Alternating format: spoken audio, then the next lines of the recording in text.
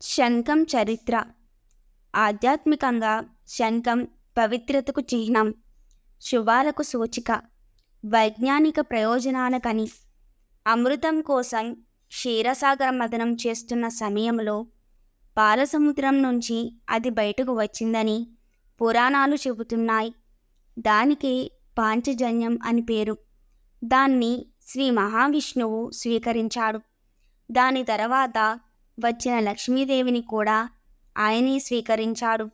ముందుగా శంఖం, దాని వెంటే లక్ష్మీదేవి రావడంతో శంఖాన్ని లక్ష్మీదేవి అనగా అదృష్ట వస్తువుల్లో ఒకటిగా చెబుతున్నాయి పురాణాలు.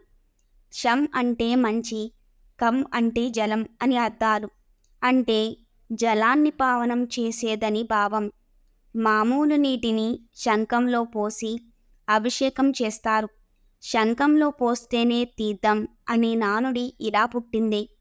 దక్షిణావృత శంఖం కుడివైపు తెరుచుకుని ఉంటుంది. దక్షిణావృత శంఖాలను పూజా విధానంలో వనరుగా వినియోగించరు.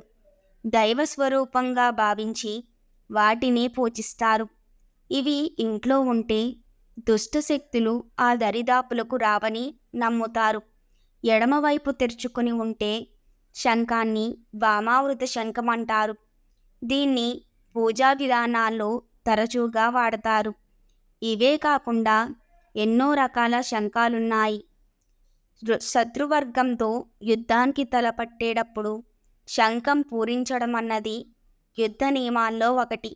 మహాభారత యుద్ధ సమయంలో శ్రీకృష్ణుడు పాంచజన్యం శంఖాన్ని పూరించాడు. అర్జునుడి శంఖానికి దేవదత్తం అని పేరు. భీష్ముడి శంఖం పేరు పౌండ్రకం. యుధిష్ఠిరుడి శంఖం అనంత విజయం. నకులుడి శంఖం సుఘోష.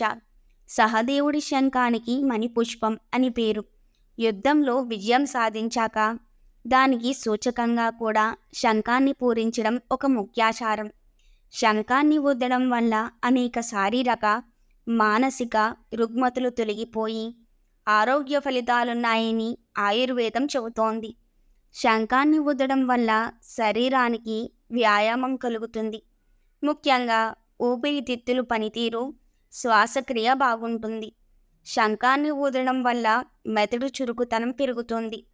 మనిషిలో రజో తమో గుణాలు నశించి సత్వగుణం పెరుగుతుందని, అందువల్ల శంఖాన్ని పూరించడం కానీ ఆ ధ్వనిని వినడం కానీ చేయాలని ఆయుర్వేద, యోగా శాస్త్రాలు సూచిస్తున్నాయి.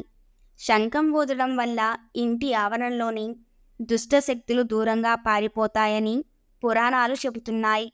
శంఖం పూరించేటప్పుడు తెలువడే ధ్వని, దాని కంపనాల వల్ల ఆ పరిసరాల్లో ఉండే క్రిమికీటకాలు, వాతావరణంలో ఉండే రోగకారక క్రిములు నశిస్తాయని వైజ్ఞానిక శాస్త్ర కథనం.